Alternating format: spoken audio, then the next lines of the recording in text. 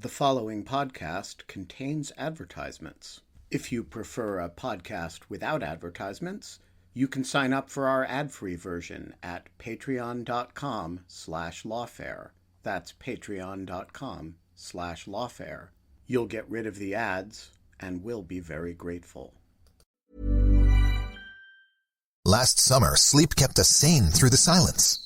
This summer, you're going to need sleep to get over all of this.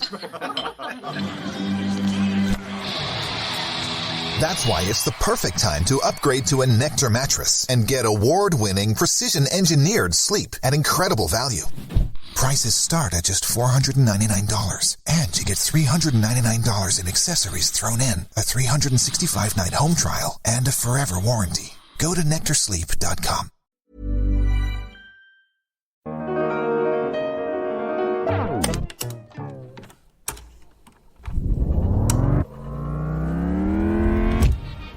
I'm Jacob Schultz with an episode from the Lawfare archive for August 29th, 2021. There's been a lot of discussion, both in news outlets and on Lawfare, about lawyering during the Biden administration, particularly in connection with the release of the new eviction moratorium late last month. So I thought it might be nice to bring an episode from the archive from October 2017, in which Susan Hennessey spoke with former White House Counsels Bob Bauer, who served in the Obama administration from 2010 to 2011, and A.B. Culvahouse, who served in the Reagan administration from 1987 to 1989. They had a lively discussion about providing legal support when your client is the president. I'm Vanessa Sauter, and this is the Lawfare Podcast, October 7th, 2017. Last month, Lawfare and Foreign Policy hosted an event on lawyering for the Trump presidency. Susan Hennessey spoke with former White House Counsels Bob Bauer, who served in the Obama administration from 2010 to 2011, and A.B. Culvahouse, who served in the Reagan administration from 1987 to 1989, in a lively discussion on providing legal support when your client is the president. They talked about the distinction between a president's personal counsel and White House counsel, the challenges of defending a president during an investigation, and the quotidian aspects of the role of the White House counsel. It's the Lawfare Podcast, episode 251, Defending the President. I'll kick it right off because I think we're most interested in hearing what you gentlemen have to say. So the first is sort of when people, ask you, what did you do? What is the job of the White House counsel? How do you describe it? What's sort of your quick answer on that? I was White House counsel a long time ago, but I think it's fair to say was then and now you're the institutional counsel for the president and the office of the presidency. It's your job to defend and preserve the president's constitutional prerogatives. You're a quality control check. You review for both legality and consistency with the president's decisions. Everything that he signs, approves, and says and is issued in his name. As mentioned in my introduction, the White House counsel now, I believe it's fair to say, Bob, has primacy on judicial selection. And obviously defending the White House and the president in the context of oversight investigations and special counsel investigations is also quite important. Bob, do you have an additional? No, that's right. I would have enjoyed my primacy on judicial selection if it hadn't been for the Congress. But I agree with everything that A.B. said. The one point I would add is about the difference between the White House counsel's institutional role and the very complicated business of representing a president who is a flesh and blood political actor elected to the office to pursue certain policies. So you are on the one hand representing the institution and trying to keep those interests very much in mind. At the same time, you're also representing this individual in the Oval Office who's been elected to carry out certain programs and who's obviously looking for you to enable him where the law allows to do that. So that's been an issue that's tripped up a number of White House counsels in the past. So, A.B., you sort of referenced this notion of being the White House counsel when there is ongoing investigations. That clearly is at the top of everyone's minds right now. How is the role of the White House counsel different sort of in that period of investigation you served during Iran-Contra versus sort of the ordinary, the day-to-day? That's all I did for the first 9 months, frankly. I was White House Counsel. I came in, all of you were still in grade school probably if you were born, but I came in as part of the Howard Baker rescue team.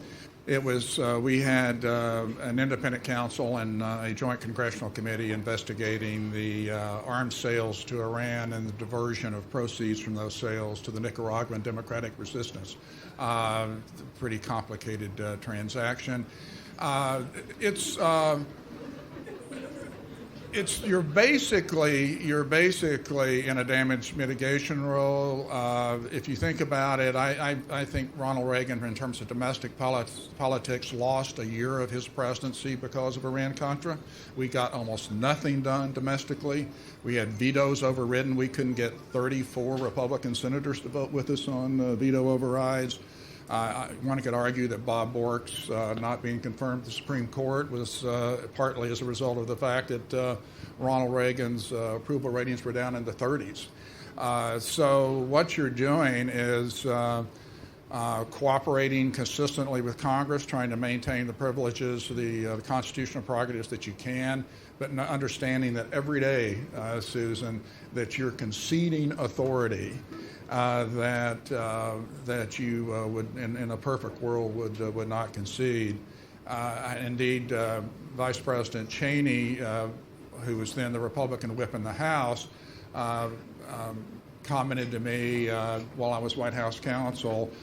He bemoaned some of what he thought were the prerogatives of the White House that had been conceded while he was Chief of Staff during the Ford administration. So there's been a little bit of a tradition, at least at the end of administrations, of bringing in kind of government investigation experts as White House counsels. The expectation that's you'll hit up against an investigation eventually. I guess the Obama administration may have sidestepped that one. We are only a few months really into the Trump administration.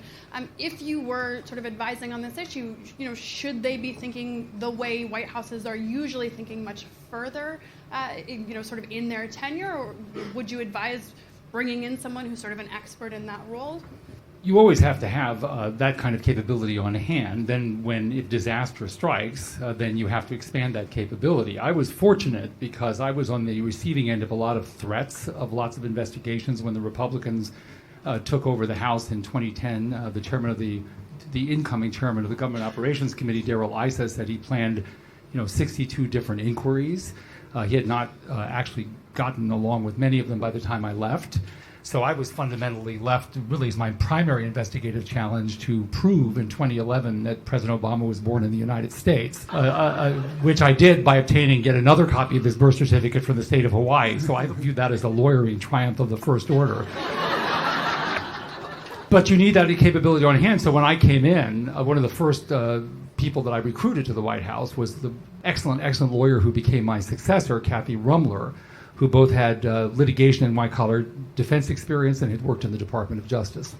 Susan, the first thing I did, I found out I was White House counsel. I was down in Mexico on vacation with 4 of my law school classmates and our wives, and Howard Baker called me up and told me I was the new White House counsel, that he had resigned my position with my law firm, and there was a military plane on its way to pick me up.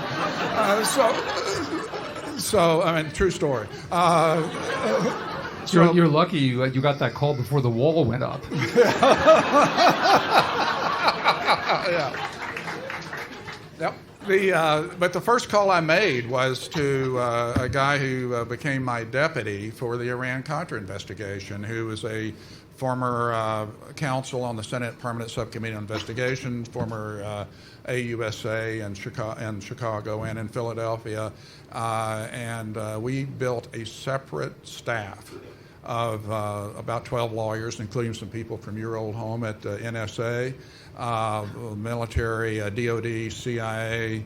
I recruited, couldn't find paralegals, Bob, so I recruited archivists from the National Archivist with top secret clearances, because everything having to do with Iran-Contra was so highly classified that you needed to build a staff of people with SCI clearances, and that was a challenge.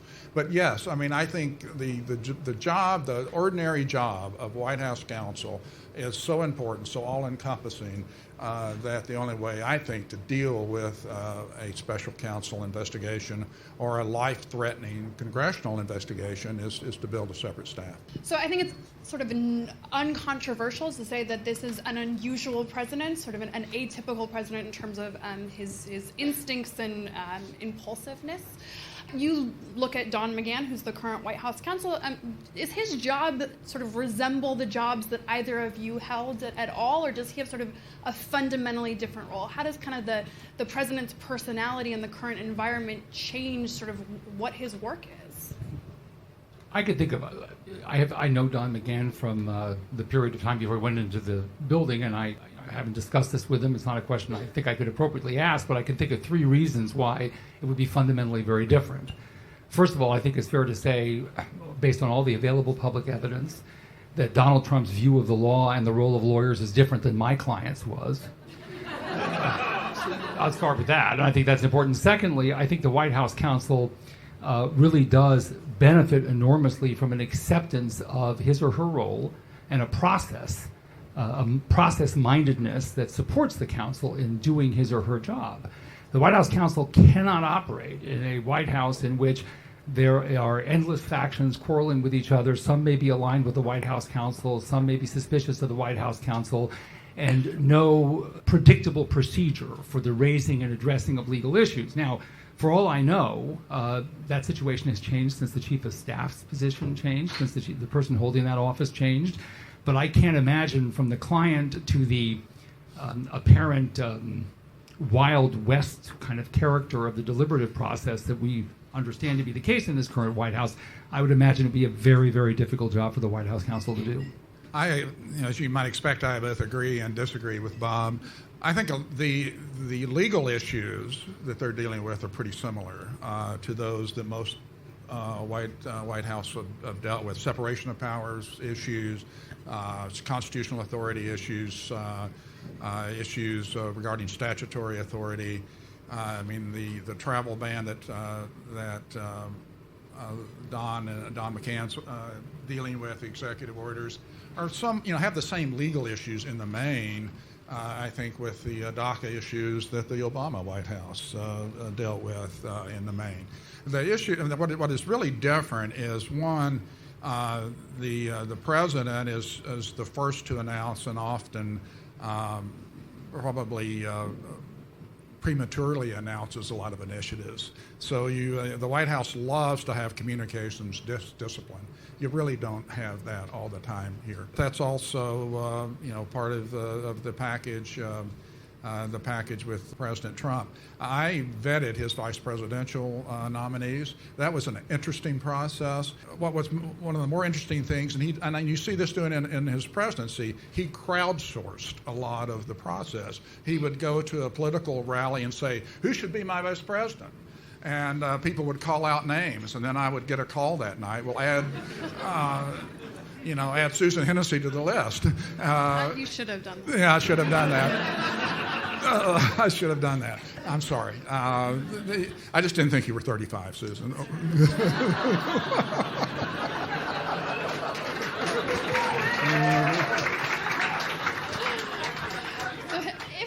If we sort of have Trump derangement syndrome on one end of the spectrum, and the other is, we've never seen a president like this ever.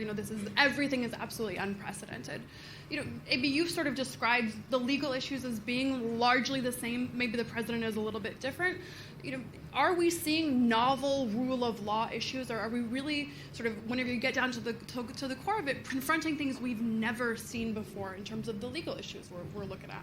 I would say yes. And I, by the way, based on the last answer, I don't think that actually Avi and I disagree. I just think he's more diplomatic. The view I take of this presidency, and I try really hard, and I think if you have any institutional commitment at all that you would, to separate out, obviously, my politics, which are dramatically different from the president's. I take a look at 2 issues, for example, that I think set the tone for rule of law in this administration from the very beginning. Well, actually, one from the beginning and one more recently. The first was the way in which the president went about resolving his personal business conflicts. I think for a variety of reasons which we may not have time to discuss, I think was wholly unsatisfactory. And I think it really leaves a stain on the institution and creates precedents that are extremely disturbing.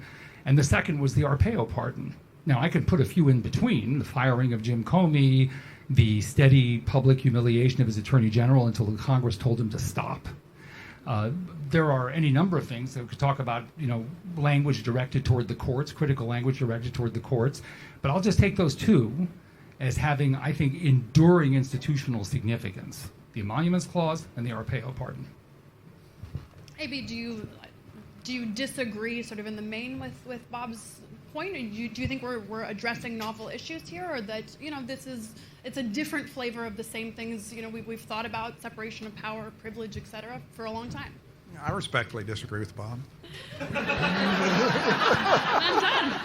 No, I mean, on the ethics issues, I think it's quite clear that the conflict of interest statute don't apply to the president and the vice president.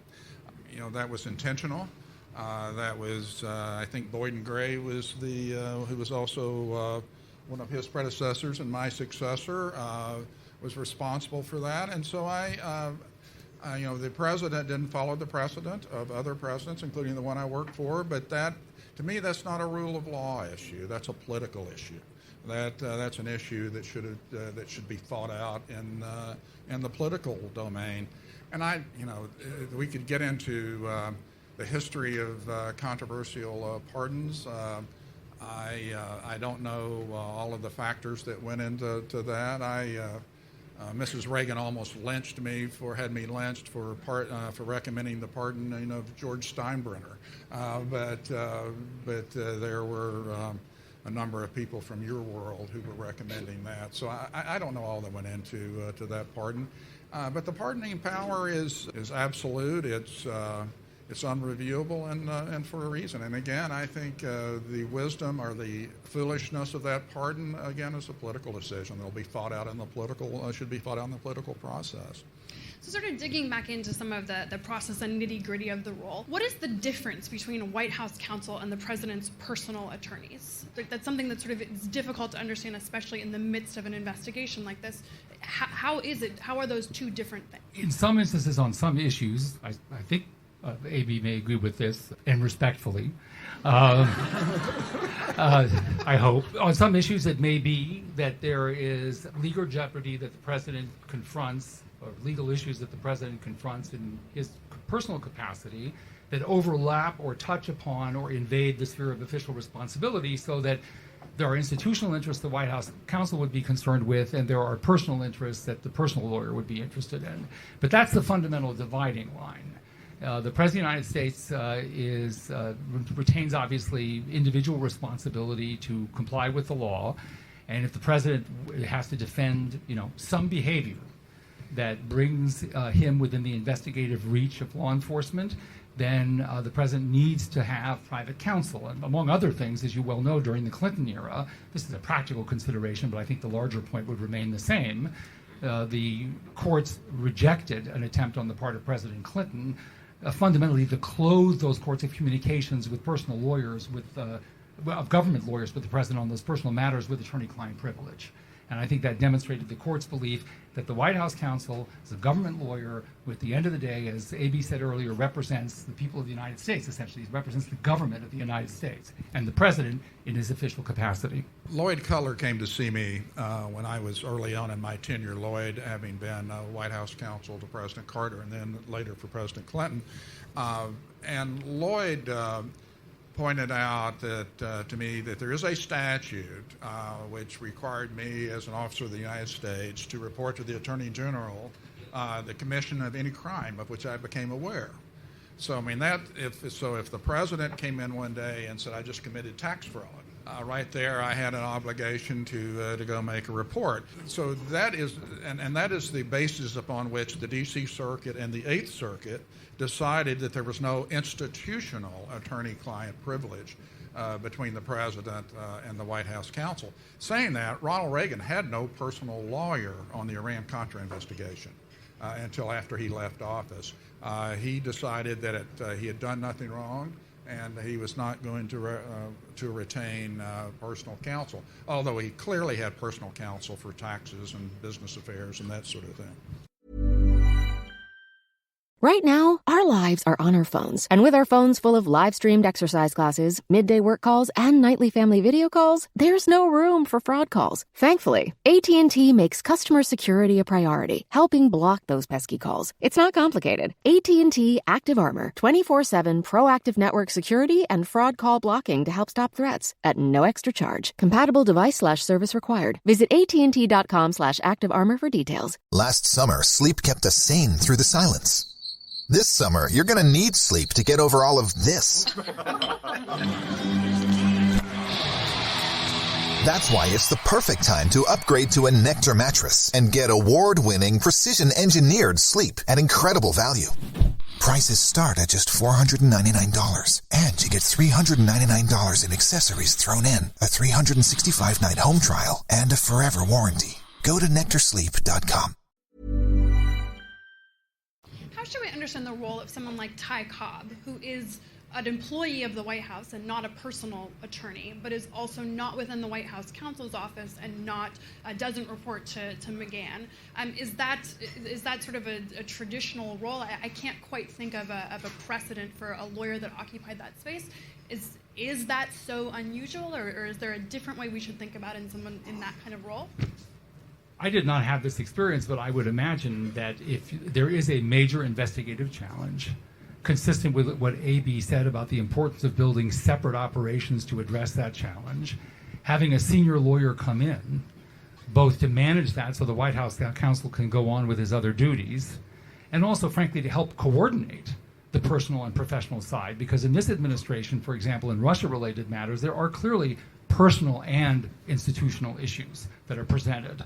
And so having somebody who has his or her eye on those issues and attends to them and has that as their exclusive focus, it seems to me, is a sensible way of doing things. Now, one reads in the paper that Mr. Cobb has direct access to the president, and there may be some questions of just how well coordinated the personal and professional these two government lawyers are in their representation of this interest.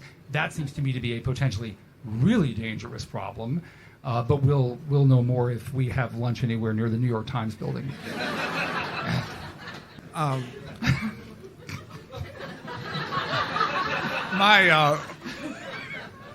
My law office is in that building, but I did not overhear that lunch. You didn't have your window open that day. That's not an unusual role. When I came on board the Reagan White House, former Ambassador David Abshire and Charles Bauer were already serving in a role of coordinating with the independent counsel just to make sure that all document requests were properly handled, that sort of thing. And Bill Litton, the fellow I described, stepped into that role. I think Lanny Davis, to a certain extent, in the Clinton White House, served that role. I mean, if you think of it this way, every day that a special counsel does not receive documents that he or she wants, every day that a witness stiff-arms them, some White House employee, it's a day where the president's political capital is being frittered away. Because the existence of these investigations erodes public confidence, they erode approval ratings, and so I think it's a very critical role that Ty Cobb is filling. So sort of moving to the issue of special counsels, there's been a lot of public reports about sort of special counsel Mueller being particularly aggressive or moving quite quickly with respect to Paul Manafort or others. As you're counseling a president in this sort of intensive investigation space, how does being confronted with something like a very aggressive special prosecutor sort of shade the advice or shade the job? You let me get the softballs, right? I've known Bob Mueller. He was the Deputy Assistant Attorney General for the Criminal Division when I was White House Counsel. I have immense respect for him. But he brings with him all of the dynamic flaws of a special counsel office that Justice Scalia and Morrison v. Olson described.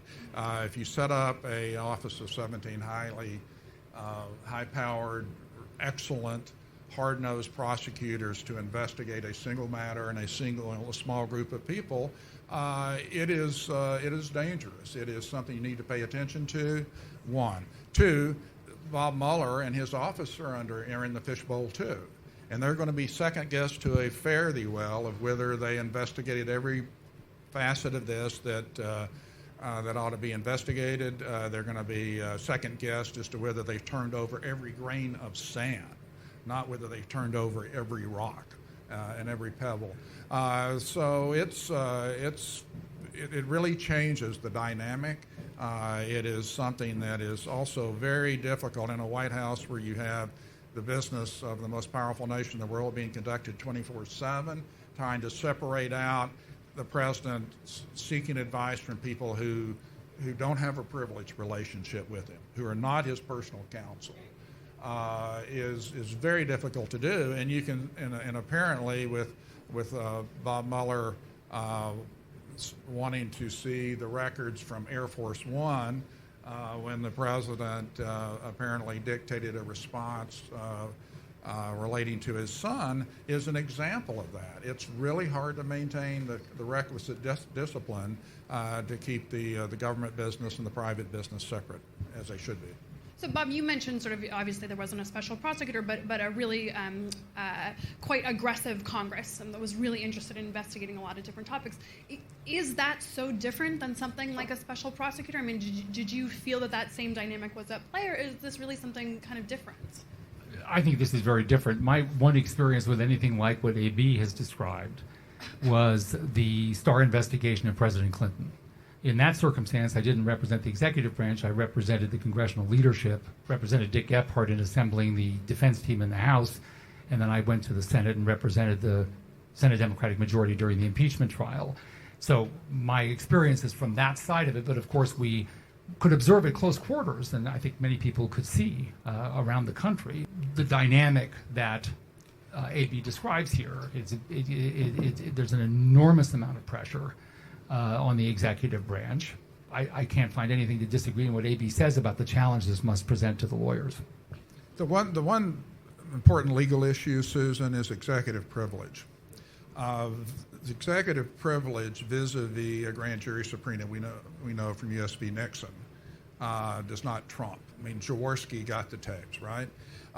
In dicta in U.S. v. Nixon and in the Senate Watergate Committee case in the D.C. Circuit, there's a very strong suggestion that the House Judiciary Committee sitting in impeachment trumps executive privilege.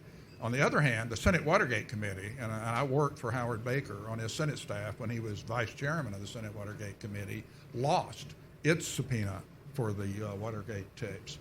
So you do have certain executive privilege gives the White House a defense that you don't have in the special counsel case or in the impeachment case. I don't know whether you agree with this, AB, but I think it's interesting that you mentioned the Watergate experience. I think the winds have really shifted against the executive. I think that's a political, cultural change.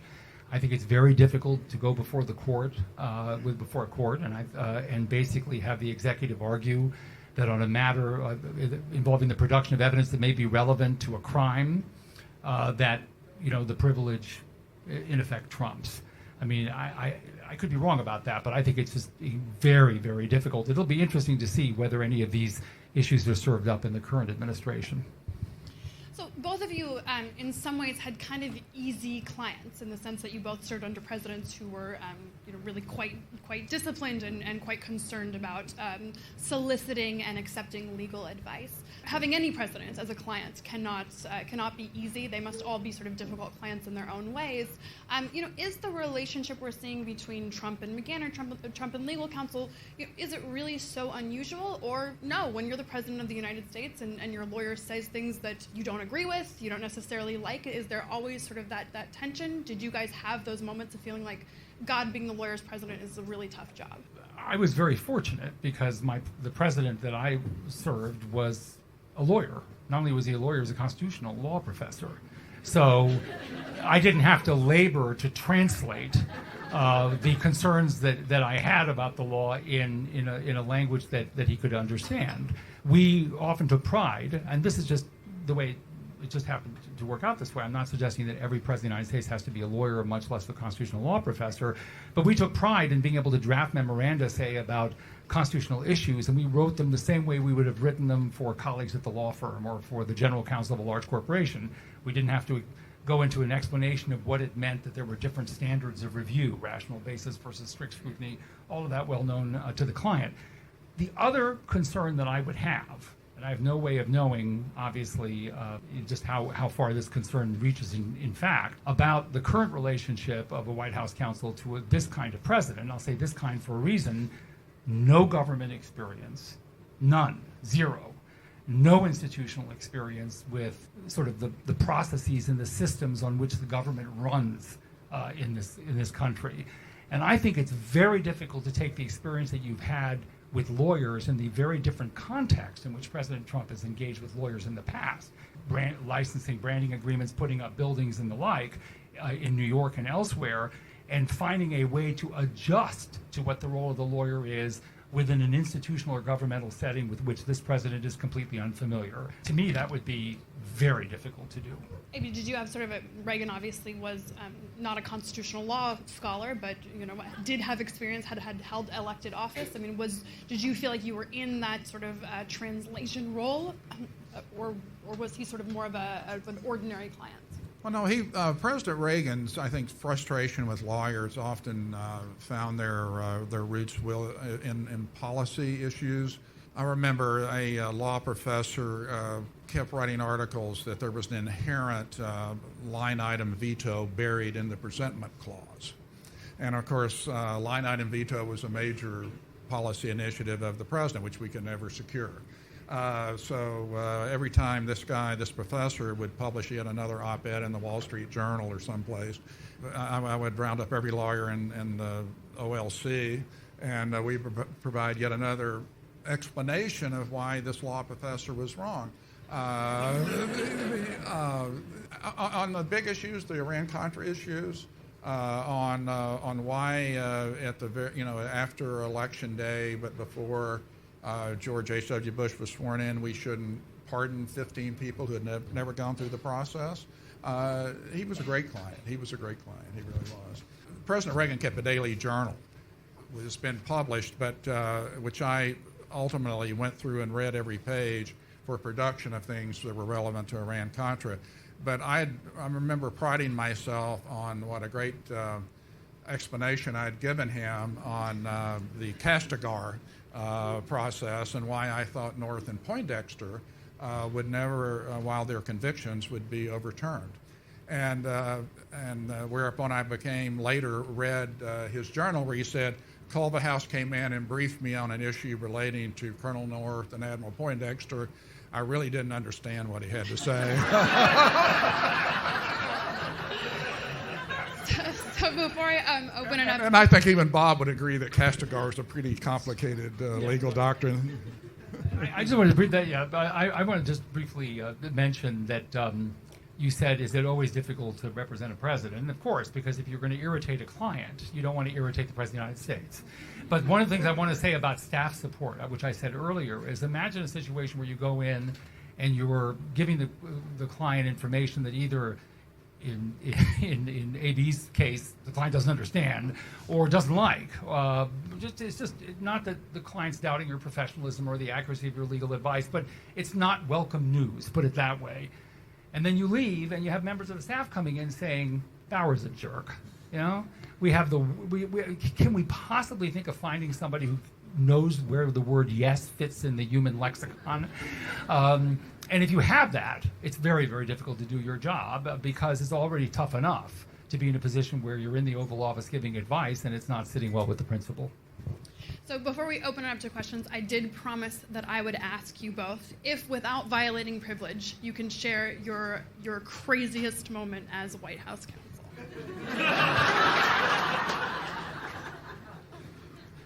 I don't know if this is a crazy moment, but it's one of my favorite moments. Bill Litton, my deputy for Iran-Contra, and I interviewed President Reagan 13 times for 3 hours a session on Iran-Contra, the arms sales, really walked him through all the chronologies. And in one of these sessions, it became clear to me that his recollection and the prior Tower Board investigation had been had supplanted his accurate recollection. In other words, he was someone else's memory had been implanted on his, and to the point where it was inconsistent with his own contemporaneous notes. And I was trying to explain to a client, which I think all of the lawyers in this room in the white-collar context have had this occur to them, that it's okay to say, I don't recall. It's okay to say, I no longer remember, particularly when the session that he was not accurately recalling was the day he was meeting with Secretary Gorbachev in Geneva. So whether or not he approved a hawk sale that day was, but in any event, it became very contentious. And Howard Baker, the White House Chief of Staff, came to me that night and said, you're going to have to apologize to him. He thought you were rude. He thought you leaned in too hard. And so I prepared my apology and went in the next day, prepared to apologize profusely.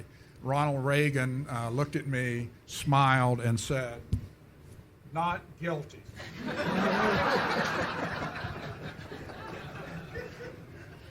I never had to apologize. Susan, I've been rifling through my, you gave me some advance notice of this. I've been rifling through my mind, and I've gone from, I've tried to get to crazy. I've gone through, slightly terrifying, totally disappointing, very frustrating, and totally privileged, so I don't know. I will also ask you to join me in a round of applause for AB and Bob. This is great. Thank you so much.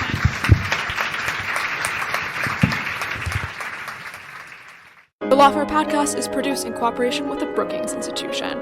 Please take a moment to tweet the Lawfare Podcast, share it on Facebook, and give it a rating on iTunes, Stitcher, or whatever podcast distribution system you may use. Our music is performed by Sophia Yan. Thanks for listening.